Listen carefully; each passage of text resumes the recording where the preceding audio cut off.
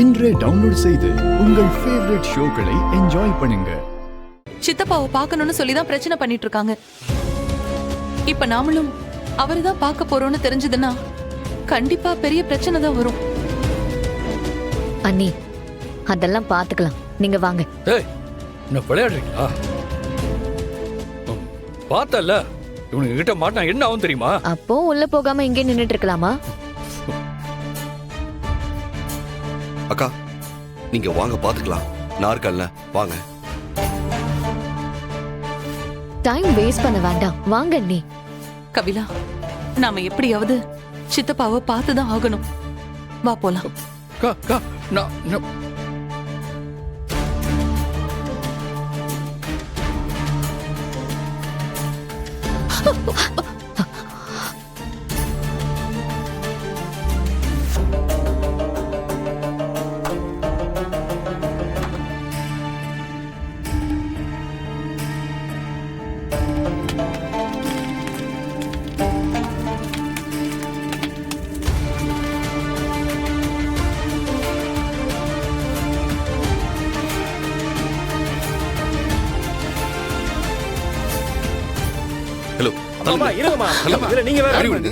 நாங்களே மினிஸ்டர் கொண்டவனை பார்க்க முடியாம இங்க நின்னு கத்திக்கிட்டு இருக்கோம். நீங்க பாட்டுக்கு உள்ள போறீங்க. அது ஒரு முக்கியமான விஷயமா நாங்க கொஞ்சம் உள்ள போனோம்.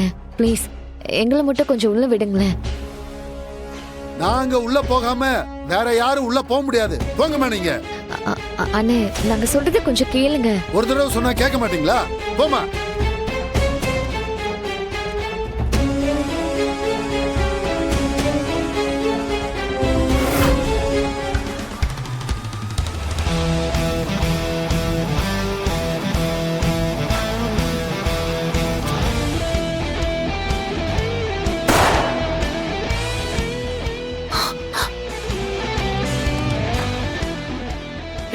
என்னப்பா, நம்ம ஆளுங்க இப்படி பண்ண என்ன? நம்ம ஆளுங்க இப்படி பண்ண எப்படி? இல்ல, கொஞ்சம் அமைதியா இருங்க. நீங்க பண்றது உங்களுக்கே நல்லா இருக்கா? அங்க நம்ம தலைவரோட டெட் பாடி அனாதையா கிடக்குது. அதை விட்டுட்டு இங்க வந்து பிரச்சனை பண்ணிட்டு இருக்கீங்க. அதுக்காக நம்ம தலைவரை கொன்னவன் உள்ளதா இருக்கான். அவனை சும்மா விட சொல்றீங்களா? உங்கள மாதிரியே எனக்கும் தான் வருத்தம் இருக்கு. மினிஸ்டரை கொலை பண்ணிட்டாங்கன்னு கேள்விப்பட்டதும் சாப்பிட கூட இல்ல. நேரா இங்கதான் வந்திருக்கேன்.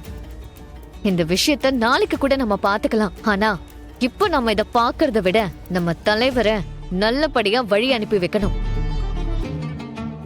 அப்பதான் அவரோட ஆத்மா சாந்தி அடையும்.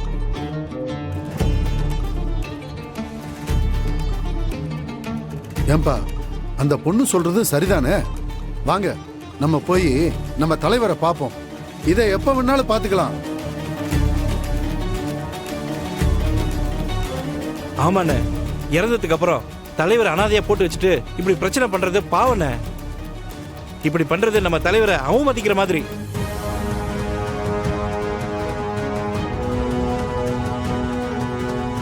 சரி, வாங்க போலாம்.